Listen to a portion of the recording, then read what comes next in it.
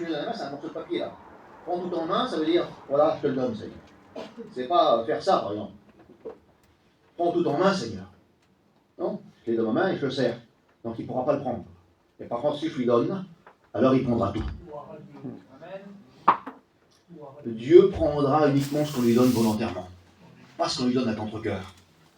Pas ce qu'on lui dit, ah quel dommage, ah qu'il chante, comme on dit chez nous. Quel dommage de lui avoir donné ça. J'aurais pu en faire quelque chose de mieux. Les apôtres ont dit, mais c'est dommage d'avoir versé ce parfum à ses pieds, là on aurait pu le vendre aux pauvres. Regretter ce qu'on a donné à Dieu. Ça a coûté une fortune, le parfum de nard, là. Quel dommage qu'a fait ça. Comment dommage d'avoir donné à Jésus. Regretter d'avoir donné à Jésus. Et j'aimerais vous dire que lorsque Dieu s'est donné tout entier, excusez-moi de l'expression, il n'a pas donné un morceau de pied sur la croix, ni un morceau de ses mains, ni un morceau de son esprit, ni un morceau de son cœur. Il se donnait tout entier, et absolument tout entier. Et c'est pour ça que de notre côté, il n'accepte pas lorsque c'est à moitié. Parce que lui, il a fait tout son cœur. C'est pour ça qu'il n'approuve pas lorsqu'on est à moitié. Lorsqu'on garde une partie pour nous, il n'approuve pas. Et c'est pourquoi qu'il n'approuve pas, c'est aussi ce qui va permettre à l'ennemi de s'en mêler dans nos vies. Lorsqu'on a gardé une partie pour nous. Lorsqu'on a examiné une partie à notre manière. On va y venir. Je lis maintenant le verset pour vous. Je lis le proverbe. Je lis un proverbe. Je lis le proverbe 23, verset 26. J'ai déjà parlé de ce verset. Mais je reparle ce matin. J'aimerais partager une réflexion avec vous importante. Être tout entier pour Dieu. J'ai écouté le témoignage de mon fils qui disait aussi, à un moment donné, comme on est à moitié, ça ne marche plus. Dieu va nous encourager à nous donner tout entier, mais va pas nous et Dieu va nous encourager à nous donner tout entier si on est à moitié. Mais il ne va pas nous approuver à rester à moitié. Il va nous encourager à dire donne-toi encore. Tu as gardé les choses pour toi, donne-toi. Dieu nous appelle à un investissement complet. C'est en français, ça, on n'a pas trop l'habitude chez nous, mais vous le comprenez. Un investissement complet, ça veut dire lui avoir tout donné. Faire confiance à Dieu, vivre dans la confiance, c'est lui avoir remis tout entre ses mains. Et je ne vous cache pas que ce message, on a besoin aussi comme vous. Parce que toute notre vie, on a besoin de renouveler nos choix. On a choisi hier Dieu, on rechoisit Dieu aujourd'hui. On a choisi de lui donner notre vie hier, on lui redonne encore aujourd'hui. Parce que lui, il s'est donné tout entier, et la Bible déclare qu'il renouvelle ses dons chaque matin. Il renouvelle ses bontés chaque matin. Il s'est donné hier, il a renouvelé encore ce matin. Mais il nous demande ce matin ce qu'il veut voir. Pour renouveler, il veut voir le flacon qu'on lui amène, le cœur. Parce que c'est le contenu, le cœur. Hein. Et pour cela, je lis le proverbe 23, verset 26. Le proverbe 23, verset 26, il dit ceci. Il commence comme ça. Mon fils, donne-moi ton cœur. Mon fils, donne-moi ton cœur. Les sœurs sont compris aussi, c'est pas que les frères. Hein. On dit fils, on parle de masculin, mais les sœurs sont compris aussi. Mon fils, donne-moi ton cœur. Voilà, et à partir de là, qu'est-ce qui se passe? Et que tes yeux se plaisent dans mes voies. C'est le résultat. Que si le cœur n'y est pas, c'est pas plaisant. On ne s'épanouit pas. Le mot épanoui était. On en a parlé ce matin aussi. Mais ça démarre là. Dieu, le plan de Dieu a démarré dans son cœur. C'est du cœur de Dieu qui est sorti d'amour. C'est lorsque le cœur y est que c'est vrai. C'est lorsque le cœur y est que c'est bon. Lorsque le cœur y est pas, ça sonne faux. Et lorsque le cœur y est, alors c'est vrai. Je ne voudrais pas parler longtemps ce matin, mais que Dieu fasse ce matin qu'on soit attentif à ce message. C'est un examen ce matin personnel pour aujourd'hui. Tu t'es examiné hier, tu t'es mis à jour hier, que Dieu soit béni, mais il faut recommencer ce matin. Une mise à jour, on appelle ça. On est le 7 juin aujourd'hui, c'est ça, hein? Le 7 juin, il faut se mettre à jour le 7 juin. Selon Dieu, pas selon nous, parce que parfois on fait une mise à jour qui nous convient, nous. Mais c'est selon Dieu qu'il faut faire les choses. Jésus s'est abandonné à son Père, à un moment donné, il a dit non, mon Père, non pas ce que je veux, mais ce que tu veux. C'est ça le résultat de la vie chrétienne, la réussite, c'est ce qu'il veut lui. Ce que nous on veut, ce que nous on pense, c'est une chose. Et c'est ce que lui, il veut pour nous. Et jusqu'à Jésus a dit ces paroles-là. Si Jésus l'a dit, oui, un petit peu. Hein. Toutefois, non pas ma volonté, mais ta volonté. Que ma volonté ne se fasse pas, un autre verset dit, mais la tienne. Et pourquoi? Pour que la volonté ne se fasse pas, qu'est-ce qu'il faut faire? Alors il faut renoncer à notre volonté. Je sais que c'est pas facile. Si quelqu'un veut me suivre, je lui disais qu'il renonce à lui-même. C'est ça le fait de savoir donner tout entier au Seigneur. C'est le fait de renoncer à nous-mêmes tous les jours. Parce qu'il y a deux natures en nous. Il y a l'ancienne nature qui refuse de faire la volonté de Dieu. D'après Romains, elle ne se soumet pas à la loi de Dieu, et elle ne le peut même pas, elle veut toujours ses intérêts. Elle veut toujours faire ce qui arrange. Si elle aime manger, alors elle veut que manger. Si elle aime se reposer, alors elle veut que se reposer. Si elle aime travailler, alors elle veut que travailler. Si elle aime gagner de l'argent, alors elle veut que gagner de l'argent. Si elle aime partir en voyage, alors elle veut que les voyages. Voilà ce qu'elle aime, quoi. Mais il y a la nature de Dieu que Dieu nous a donnée. Et j'aimerais vous dire que tous ceux qui ont dit oui à Jésus sont nés de Dieu. Mais le corps, on l'entretient. Et c'est justement pour cette raison qu'on est venu là jusqu'à aujourd'hui. S'il n'y avait pas eu d'entretien, imaginez-vous un petit peu, demain vous décidez de ne plus manger. Vous allez dépérir. Et si on décide de plus se nourrir selon Dieu dans une vie chrétienne, c'est une vie chrétienne qui va faire que dépérir. C'est pas la nourriture qui nous arrange, hein. Que certains veulent manger que des frites, fast-food. C'est trop bon comme ça, mais c'est pas bon. C'est trop bon à manger. Alors qu'est-ce que c'est mauvais pour la santé? Si on veut manger que des choses qui sont intéressantes, qui vont, excusez-moi de l'expression, nous déstresser, parce qu'il y a des nourritures qui enlèvent le stress, vous avez vu, qui nous détendent. Comme trop de sucre, trop salé, trop sucré, ça déstresse.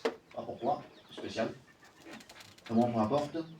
Mais on ne peut pas manger que la nourriture qui nous arrange. Lorsqu'on fait le tout entier, c'est Dieu qui va dire voilà l'alimentation qu'il te faut. Et une vie chrétienne bien alimentée, c'est une vie chrétienne où Dieu trouve son compte.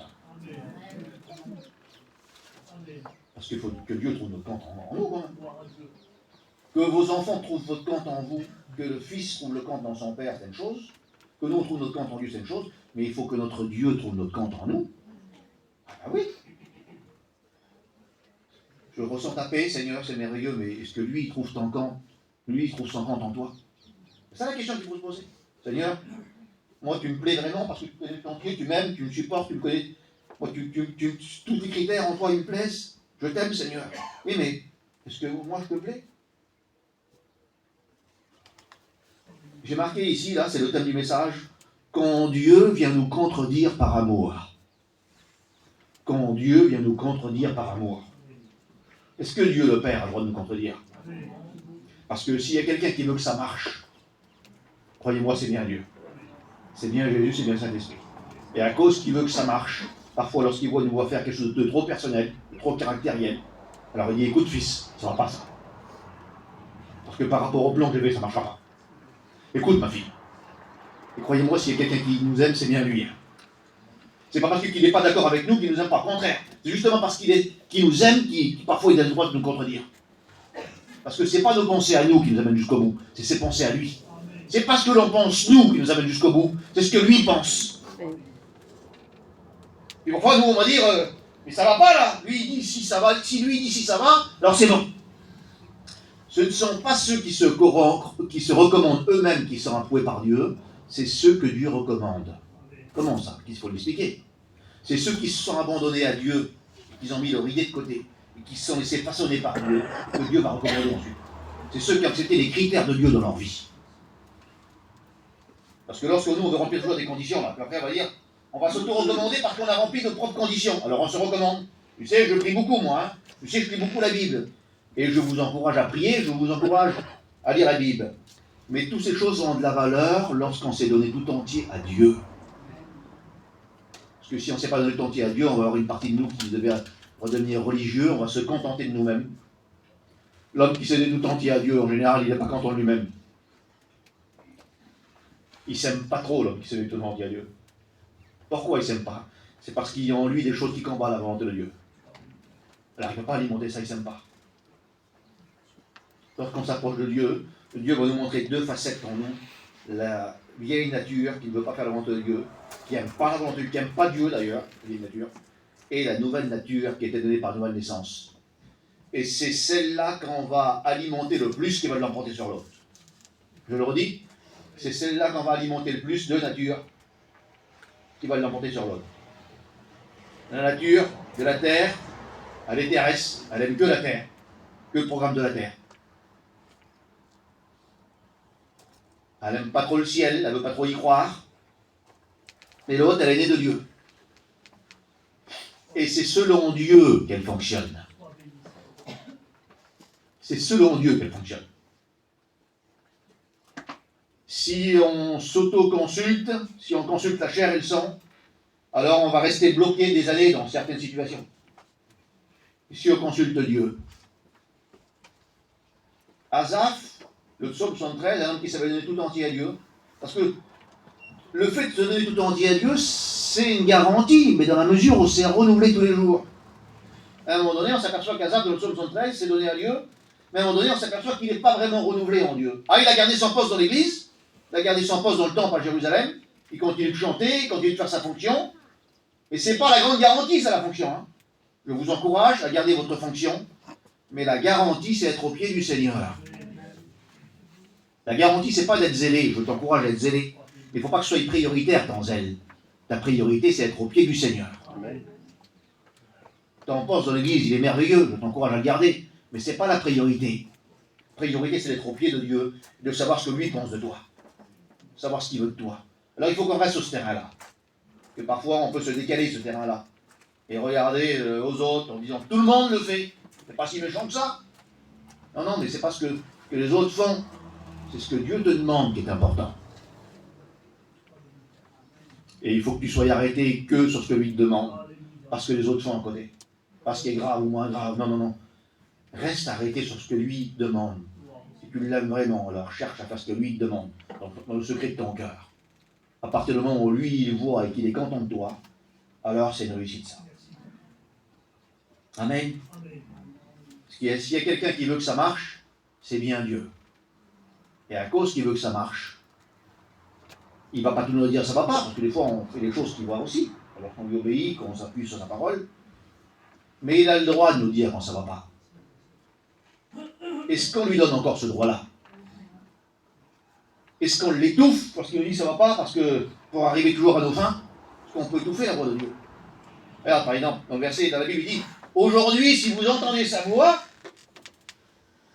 n'endurcissez pas votre cœur. Ça veut dire qu'on peut entendre la voix de Dieu et endurcir nos cœurs. Pourquoi? Pour arriver à nos fins. Pour garder notre vision. Moi, c'est ma vision, hein, et en être fier. Si c'est une vision personnelle, crois-moi que tu ne dois pas en être fier. Que ta vision doit être celle de ton Père, qui est Dieu. On doit se faire une fierté à ressembler à Dieu, car la nouvelle naissance consiste à lui ressembler. Mais la nouvelle naissance, là, un petit bébé comme il est, il a quelques jours, et puis il grandit. Il y a la vie déjà en lui, il y a tout. Il y a l'intelligence qui est là, mais c'est pas développé. Il y a la vie qui est là, mais c'est pas développé. C'est dans un petit corps, c'est dans une petite intelligence. Tout est reste là, mais tout est là. Et puis le fait qu'il va grandir, qu'il va se nourrir, qu'il va t'alimenter, qu'il va t'éduquer, va faire que toutes ces choses vont se développer. Et il y a un développement dans la nouvelle naissance.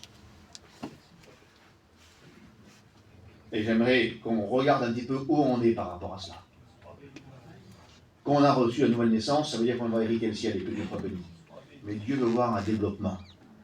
Paul dit, il y a longtemps que vous devriez être des maîtres. Ça veut dire qu'ils étaient nés de nouveau, pas de problème, hein, par le Corinthien. Mais vous êtes rendus encore parce que on vous dise les premiers pas, quoi, disons. Les rudiments. C'était les premiers mots, les rudiments, les premiers pas. Le biberon. Les premières choses de la vie. Certains ont resté bloqués à la première attitude qu'ils avaient quand ils étaient nés de nouveau. Ils ont les mots qui cabossent, et ils disent Dieu connaît mon cœur. C'est vrai que Dieu connaît vos cœurs. Mais Dieu demande un développement, parce que dans la nouvelle naissance qu'il a donnée, il y a un développement. Vous devriez être des maîtres. Ça veut dire qu'on peut passer à un petit bébé, à un moment donné, on devient un maître. Un maître, c'est quoi? Quelqu'un qui est devenu un exemple pour les autres. Un maître, c'est quelqu'un qui dit, toi, c'est comme ça qu'il faut faire, parce que c'est ce que Dieu nous demande. Un maître, c'est pas celui toujours qui va s'enseigner chez les autres. Et c'est celui aussi qui a un petit mot à dire aux autres. Bien par besoin les uns des autres. Hein. Un coup c'est vous, un coup c'est moi qui a besoin de vous. Mais il y a un développement. Et l'ennemi, si Dieu s'est donné tout entier pour que ce plan arrive à exécution et qu'il réussisse, l'ennemi se donne aussi tout entier. Pour que ça ne se fasse pas. Pour qu'on échoue. Pour semer le doute dans nos cœurs. Pour remettre en question le plan de Dieu. Vous avez vu comment s'y prend l'ennemi avec le premier foyer, Adam et Ève. Il parle avec Ève au début, et il lui parle de la réalité de la parole de Dieu. Il ne peut pas toucher à la réalité de la parole de Dieu, il ne peut pas toucher directement à la parole, mais il essaye de l'enlever de nos cœurs. Et ils ont reçu la parole de Dieu dans leur cœur, ce foyer-là, ils sont donnés tout entier, mais il faut qu'ils soient renouvelés. Hier, c'est bien, mais ce n'est pas une garantie. Il faut que ce soit renouvelé aujourd'hui. Alors il dit, il touche à l'identité, il essaye du moins. Dieu a-t-il réellement dit? Il essaye de remettre en cause le plan que Dieu dépose dans leur cœur. Et c'était un véritable plan. Hein. C'était pas à revoir. Et il est en train de lui faire comprendre avec des mots, là, hein, à travers une forme du serpent qu'il avait pris, par une ruse. Vous savez, les ruses. Il y a des ruses dans la rue, vous avez vu des arnaques qu'on appelle. L'ennemi, c'est le plus grand des arnaqueurs, le plus grand des rusés. Il est dissimulé par sa ruse, il est caché. Des fois, il est dans une situation, on croit qu'on ne l'a pas vu, non, on a toutes les raisons du monde alors qu'il c'était son plan. Dieu a-t-il réellement dit que le jour où vous mangez de ce fruit, vous allez mourir?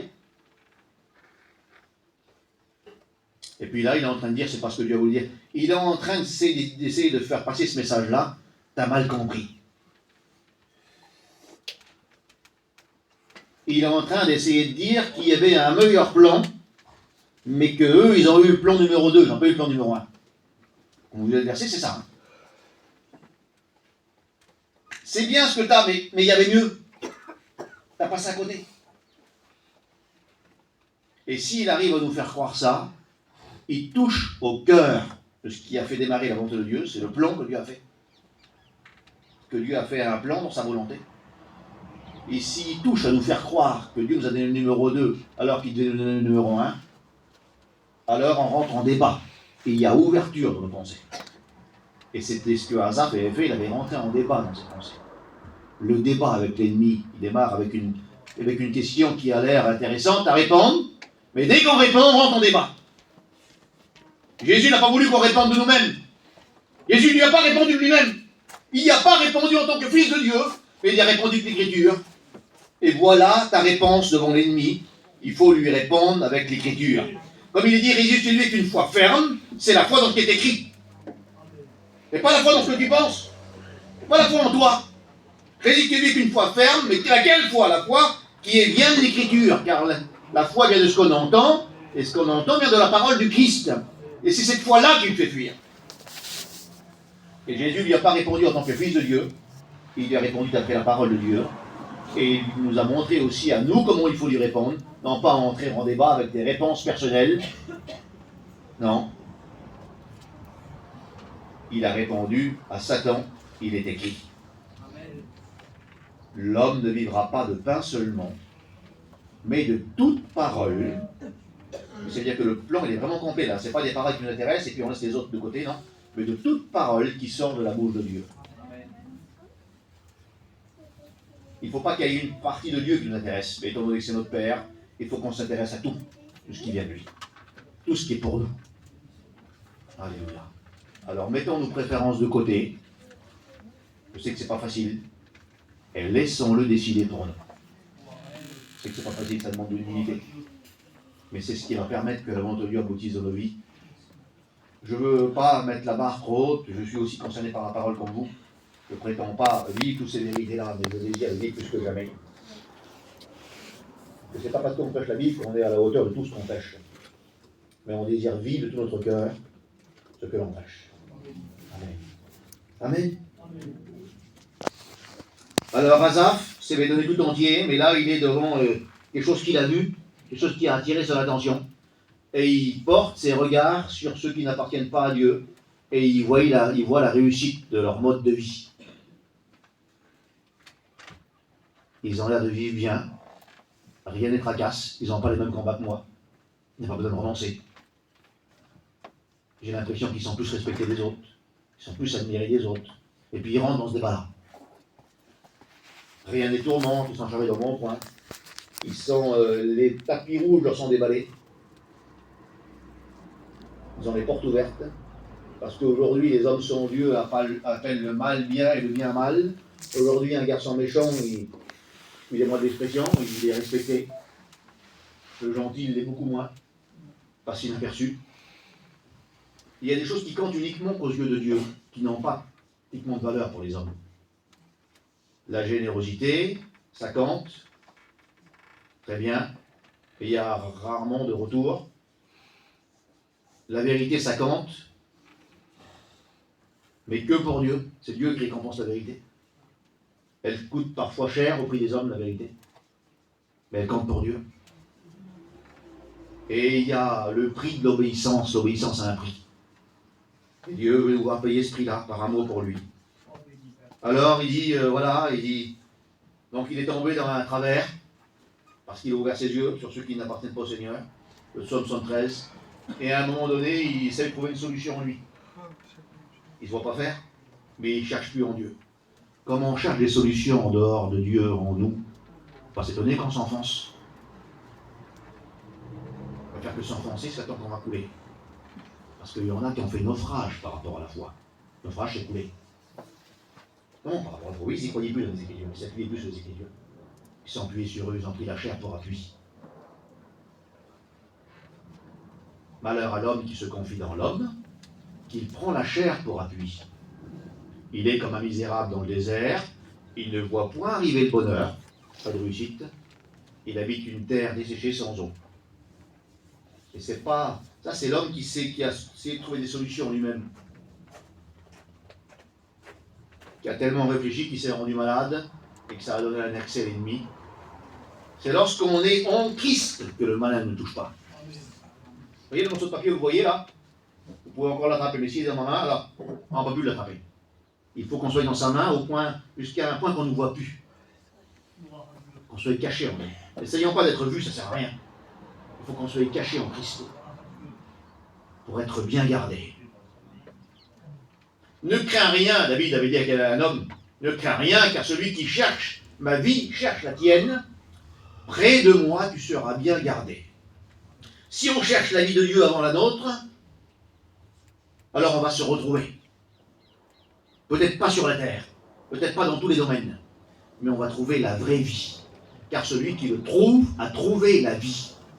Ne cherchons pas à avoir une vie populaire, n'essayons pas d'être des artistes, vie, lumière, excusez-moi l'expression, des artistes de l'évangile. Non, soyons des fils et des filles pour notre Dieu. À la gloire du Seigneur. Les filles les plus proches de Dieu, c'est pas les plus connus. On retrouve des hommes et des femmes qui étaient tout proches de Dieu dans la Bible, ils ont joué un rôle merveilleux. Leur nom n'a pas été écrit dans la Bible. Ils ont un nom. Si, ils avaient un nom, bien sûr qu'ils avaient un nom. Ils ne peuvent pas s'appeler, hé, viens voir, ils ne s'appelaient pas comme ça. Ils avaient un nom, ils portaient un nom. Mais Dieu n'a pas voulu qu'ils soient populaires. La popularité, elle nous coûte parfois. Elle nous coûte parfois l'intimité de Dieu. La popularité, des fois, elle nous enlève de l'intimité de Dieu. Ça parle tellement de nous qu'on ne voit plus le rapport de rester devant Dieu. Ça, c'est un piège aussi. Alors, je ne voudrais pas m'éloigner de ce que c'est Jérémie sur mon cœur ce matin. Mais Dieu veut qu'on reste tout entier pour lui. Absolument tout entier. Il a tellement essayé de trouver en lui une solution qui dit, lorsque j'ai réfléchi là-dessus pour m'éclairer, ça veut dire, la difficulté fut grande à mes yeux. Moi, je ne sais pas, s'il y a des personnes comme ça, peut-être, ça arrive, moi ça va déjà arriver. Réfléchir, comment trouver la solution. Et je m'apercevais, j'ai tellement réfléchi que j'étais plus essayé de trouver selon mes conditions en moi que en Dieu. Il faut que tu te mettes de côté, même si tu penses que c'est perdu. Parce que bientôt, suivant la situation, si la situation nous dépasse, certains arrêtent de prier. Si elle ne nous dépasse pas, si elle est encore à notre portée, on continue. Ça veut dire que c'est un Dieu qui serait limité, ça. Lorsque le peuple d'Israël s'est trouvé, les Hébreux se trouvaient dans la mer, ils avaient devant eux une situation à laquelle jamais ils avaient fait face. Et ça arrive dans le vie chrétienne, ça. Quand on a des situations qu'on est en train de traverser ou qui sont devant nous, que jamais on a fait face. Jamais ils avaient fait face à une mer devant eux comme ça, aussi profonde, aussi longue, aussi large. Puis c'était une embuscade, c'était une voie sans issue, dans laquelle non seulement il n'y avait pas d'issue, mais s'ils décidaient de faire demi-tour, il y avait juste Pharaon derrière eux, avec toute l'armée la plus dangereuse de l'époque, devant la mer la plus longue de l'époque, si vous voulez. Donc, humainement, d'un point de vue humain, aucune chance de s'en sortir, absolument aucune chance. Mais eux, ils appartiennent à Dieu. Et c'est ça la différence. Écoute, peut-être qu'il n'y a aucun moyen que tu t'en sortes pour ce que tu passes là. Devant ton tunnel qui se prolonge, devant ta difficulté qui est trop longue à passer. Mais toi, t'appartiens à Dieu. C'est ce que peut-être que tu as oublié ce matin. Toi, t'appartiens à Dieu. Une autre ne s'en sortira pas. Et Paul prenait soin de dire, vous, ne vous affligez pas comme les autres. Pourquoi Paul dit ça? Pourquoi? Parce que les autres n'ont pas d'espérance. Notre espérance à nous, c'est Jésus. Christ en nous, l'espérance de la gloire. Nous ne sommes pas d'ici de cette terre. Disait un frère tout à l'heure, on n'est pas chez nous ici, c'est pour ça qu'on souffre comme ça. C'est là-bas chez nous. Amen. Puis bientôt on rentre chez nous. On l'écoutait 100 fois si on écoute ça. On a besoin de l'écouter encore. Parce qu'on veut toujours s'installer, trouver notre compte sur la terre. La Bible parle d'un séjour qu'on passe sur la terre. La Bible elle dit, conduisez-vous avec crainte, avec respect pour Dieu, pendant votre séjour sur la terre. Vous savez ce que c'est un séjour, hein? Un séjour, c'est pas 10 ans. Hein? Un séjour, ça dure quelques jours, ça dure un week-end, une semaine. Un séjour, on est parti de chez nous se promener, se balader, je ne sais pas, dormir ailleurs, hein, avec une petite famille, en vacances. On va passer un séjour. Et puis si on ne trouve pas trop nos comptes dans ce pays-là, si la chambre ne nous plaît pas, c'est pas grave, on sait que quelques jours après, on sera chez nous. Donc il ne faut pas trop s'attarder sur ce que tu penses de ton séjour. Parce que le séjour sur la terre, il est bien décevant, il faut dire la vérité. La terre, elle est méchante, la vie, elle est méchante, elle est cruelle, mais nous appartenons à Dieu. Amen. Et bientôt, on arrive chez nous, où il n'y a plus de deuil, plus de larmes, plus de contrariété, plus de stress, plus de pression sur nous, plus d'incompréhension, plus de disputes dans le foyer, plus de problèmes avec les enfants. On arrive chez nous, où Jean dit, et je vis de nouveaux cieux et une nouvelle terre. Et les premières choses avaient disparu, plus de deuil, plus de larmes, plus de tristesse. Le rendez-vous avec nos familles qui nous attendent. Avec ta mère qui t'attend, avec ton père qui t'attend. Avec ta fille qui t'attend, avec ton fils. Avec ta soeur, avec ton frère. Les morts en Christ ressusciteront premièrement. Puis nous, les vivants qui seront restés. Il y a une retrouvaille avant de partir. Nous partirons ensemble à la rencontre du Seigneur. Quel voyage, Seigneur! Il y en a qui ont fait des beaux voyages, je sais. Mais alors celui-là, s'il y a un voyage qu'il ne faut pas louper, s'il y a un voyage qu'il faut y aller, c'est absolument celui-là. Un billet inestimable. Hein, il y a des voyages qui coûtent cher. Hein. Et celui-là, on ne peut pas le payer par. Jamais il n'aurait pu avoir lieu par l'homme. Mais ce n'est pas un prix d'argent que nous avons été racheté notre manière de vivre. C'est Jésus au prix de 100 qui a payé ce billet. Et l'ennemi sait aussi les valeurs. S'il y a quelqu'un qui connaît les valeurs de Dieu, c'est bien l'ennemi. Il a tout perdu, lui. C'était un ange particulier dans le ciel, il a tout perdu. C'est pour ça qu'il veut porter atteinte à l'intérêt que Dieu nous porte, à l'amour que Dieu nous porte, au plan qu'il a fait sur nous. Il a une jalousie à un niveau incroyable. Alors il veut semer des petites choses qui paraissent rien, mais qui grandissent. Une petite graine de rien, c'est rien, vous avez vu? Ça fait un arbre. Une petite graine de rien du tout. Ça va faire quoi, ça? Oh, vas-y. Mais il y a qu'à m'attendre dans la terre, comme elle a arrosé. Par le vent, par le dégoût de la vie. On va dire, ah, ça marche pas, trop bien, on va combien de temps que tu pries? Arrête un petit peu!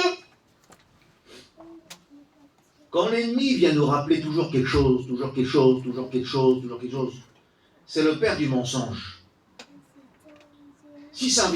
Croyez-moi que si ça servira à rien, il ne nous le dirait pas. Parce que les choses qui ne servent à rien, il ne nous le dit pas. Mais lorsque c'est vrai, lorsque ça vient de Dieu, elle nous rappelle sans cesse. Regarde, ça va pas. Regarde, laisse tomber. Arrête de prier. Arrête de faire ceci. Arrête de visiter. Arrête. Et il remet tout en cause. Pourquoi? Parce que Dieu s'en sert. Et il veut qu'on arrête. Alors c'est pour ça qu'il, tous les jours, il nous rappelle des choses qui nous font mal. Il est le père du mensonge. Quand il nous dit quelque chose, c'est bien souvent le contraire. Une petite goutte de sirop de menthe dans une bouteille d'eau, et là, la bouteille d'eau, oui. Vous voyez, on fait de la cristalline. Petite goutte de menthe, mais à peine, hein. Pas besoin d'en mettre 4 litres. Je vais la boire, ça va être de l'eau que de la menthe. Pourtant, la bouteille, elle est pleine d'eau et il y a une goutte dedans. L'ennemi, c'est ce qu'il essaie de faire avec nous. Une goutte. C'est rien de goutte. Mais c'est largement suffisant pour dire de la menthe dedans. C'est mélangé. Dieu veut qu'on répande nos cœurs devant lui comme de l'eau. Pas une eau mélangée. Une eau qui coule. Et puis s'il y avait des petites, excusez-moi l'expression, des petites impuretés qui avaient rentré dans nos cœurs, alors il veut qu'on répande tout là, la bouteille, qu'on vide tout, pour qu'il la remplisse de nos nouvelles lettres. Il y a des choses qu'il faut qu'ils sortent à un moment donné devant Dieu. Il faut que des choses sortent devant Dieu, pour qu'il purifie nos cœurs. Parce que lorsqu'on a donné notre cœur, on l'a lu le verset tout à l'heure, hein, le proverbe. Mon fils, donne-moi ton cœur, ça veut dire que si on lui a donné, ça veut dire que notre cœur, il y appartient. S'il habite dans notre cœur, ça veut dire que notre cœur, c'est chez lui. Parce que vous voyez un petit peu la portée des mots, Seigneur Jésus. Moi, je réalise ça, ça me fait peur terrible. Ça veut dire que mon cœur, c'est chez toi, Seigneur. Je l'ai donné, oui. Ça veut dire que si tu me l'as donné, c'est plus à toi. D'accord? Ça veut dire que tu ne pourras pas en faire ce que tu en veux. C'est plus à toi, mais non, c'est à moi. Lorsqu'on donne quelque chose à quelqu'un, ben c'est à lui. Il ne va pas nous appeler tous les 10 minutes en disant je peux faire ça avec l'auto que tu m'as donné, je peux faire ça avec les souliers que tu m'as donnés. Ben, c'est à toi. Dieu ne peut pas toujours nous demander l'autorisation, et bien qu'il la demande en plus. Vous voyez la politesse, hein? C'est à lui et il nous la demande l'autorisation. Seigneur, bon, il est bon, c'est toi qui m'as donné un corps, Seigneur. C'est toi qui as formé mon cœur. C'est toi qui m'as donné l'intelligence. Des mains, des pieds, tu m'as tout donné. Tu m'as donné la nouvelle naissance, des prières de mon cœur. Par-dessus, tu veux mon consentement. C'est bonté, Seigneur. Il veut que ce soit un consentement tous les jours. Il ne veut pas que ce soit un consentement d'hier. Il veut nous demander tous les jours. Parce qu'il faut qu'on soit d'accord avec lui tous les jours pour qu'il renouvelle nos cœurs. Parce que lui, il renouvelle chaque matin le programme, si vous voulez. Les bontés de Dieu, la force, le déjeuner spirituel. Hein, je sais qu'il y en a qui sont le café le matin, ils n'arrivent pas, ils vont en faire partie. Moi, si je n'ai pas de café le matin, je ne la démarre pas. Ce que vous voyez, c'est incroyable. Et quand je prends le café, là, je reviens à moi. Hein, je sais que je ne suis pas le seul comme ça, il y en a plein. Il y en a qui ne prennent pas de café, donc voilà, ça dépend. Mais Dieu veut véritablement qu'on soit dépendant de lui, qu'on ne consulte rien d'autre, qu'on ne puisse aucune force ailleurs. Uniquement lui. C'est véritablement, il veut nous voir comme le poisson dans l'eau, là. Hein, vous sortez le poisson de l'eau, vous savez ce qui se passe. Hein. Il se débat, il fait que ça se débatte, mais il est en train de mourir. Parce que le bâtiment, l'église, c'est pas forcément l'eau de Dieu. Bien qu'on vienne ici trouver de l'eau. Parce qu'il y en a plein d'églises qui sont remplies dans le monde. Il y a des religions qui sont à côté. Et c'est pas nous qui va les juger, c'est la Bible qui les juge. Alors le bâtiment rempli, je t'encourage à garder ta place dans l'église. Il ne faut pas que ce soit que le bâtiment qui est rempli. Que ce soit ton cœur qui est rempli. Rempli de Dieu.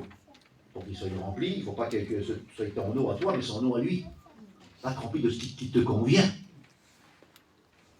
S'il y avait des choses qui ne conviennent pas à Dieu, que tu te vois dans la parole ce matin, alors il faut le plus vite possible les faire sortir de ton cœur. Demande à Dieu qui t'en débarrasse. Seigneur, prends-les. Je vis selon toi, Seigneur. On n'a pas besoin que tout le monde soit au courant, pourvu que lui, il est au courant. Cherchons pas à ce que tout le monde soit au courant du temps de prière, du temps de lecture. Ça ne veut rien dire, ça. Il faut que Dieu soit au courant. Dieu était au courant de la vie de Job, et c'est pour ça qu'il a dit à Satan, as-tu remarqué, mon serviteur? Parce que lui, il avait remarqué. Hein. Dieu remarque les choses que les hommes ne remarquent pas.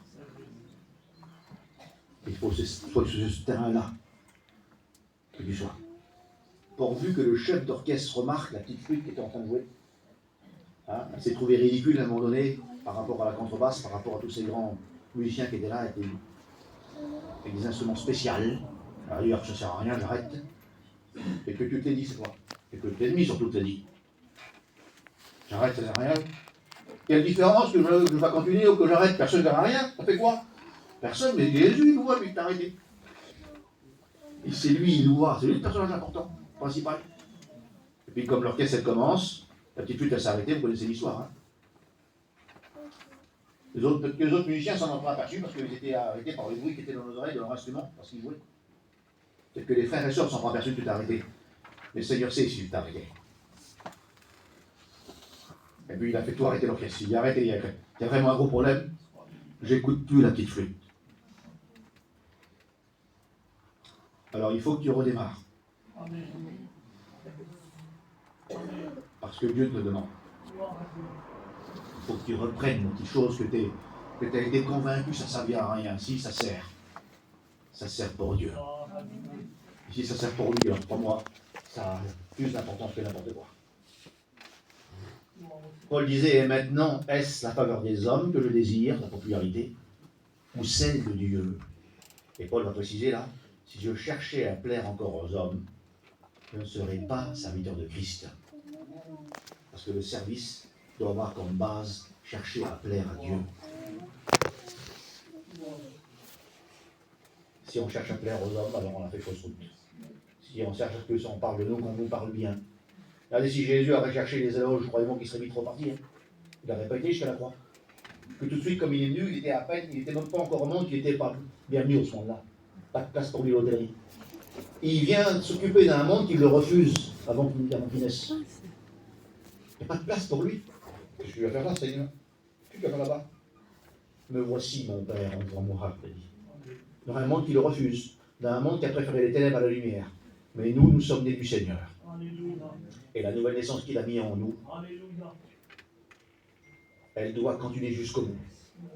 Continuer selon Dieu, pas continuer juste remplir une église, une chaise, mais continuer selon Dieu. Alors qu'il n'y ait aucune autre consultation dans ta vie. Pas ce que les autres pensent de toi, bien qu'on doit veiller sur le témoignage, bien sûr et certain. Parce que toi, tu penses de toi, parce que bientôt on a arrêté à ça. Hein. Alors tu sais, moi je ne suis pas terrible. Mais si c'est Dieu qui te recommande. Lorsqu'on a demandé à Jean-Baptiste qui il était, ben, il n'y avait pas grand-chose à dire de lui. Hein. Tu es qui, toi? Tu es Élie, non? Alors t'es qui, alors? T'es quelqu'un d'important. On voit bien quand même que Dieu est avec toi, il y a quelque chose. T'es qui? Dis-moi, je fais une voix. Seigneur. Puis on a posé la question à Jésus. Jésus disait qu'il n'y avait pas plus grand prophète que d'une femme que Jean-Baptiste. Alors qu'à ses yeux à lui, il disait que c'était qu'une voix. Possible. Il pouvait se rendre aussi petit que ça, et qu'il était aussi important aux yeux du Seigneur. Oui. Alors arrêtons de notre point de vue, arrêtons ce qu'on pense de nous, pourvu que lui trouve son compte en nous. Je sais que la chair n'aime pas être humiliée. Mais bon, David disait, d'être humilié, afin que j'apprenne tes statuts. Parce que l'orgueil est un microbe qui nous détruit. Pourquoi? Parce que Dieu résiste aux orgueilleux, mais il fait grâce aux humbles. L'humble, c'est celui qui accepte d'être vu selon les regards de Dieu. L'humble, c'est celui qui accepte de continuer selon le regard de Dieu. Même si personne n'est au courant. Je continue, Seigneur. Parce que toi, tu sais qui je suis. Alléluia. On va prier, Seigneur. On va prier, Seigneur.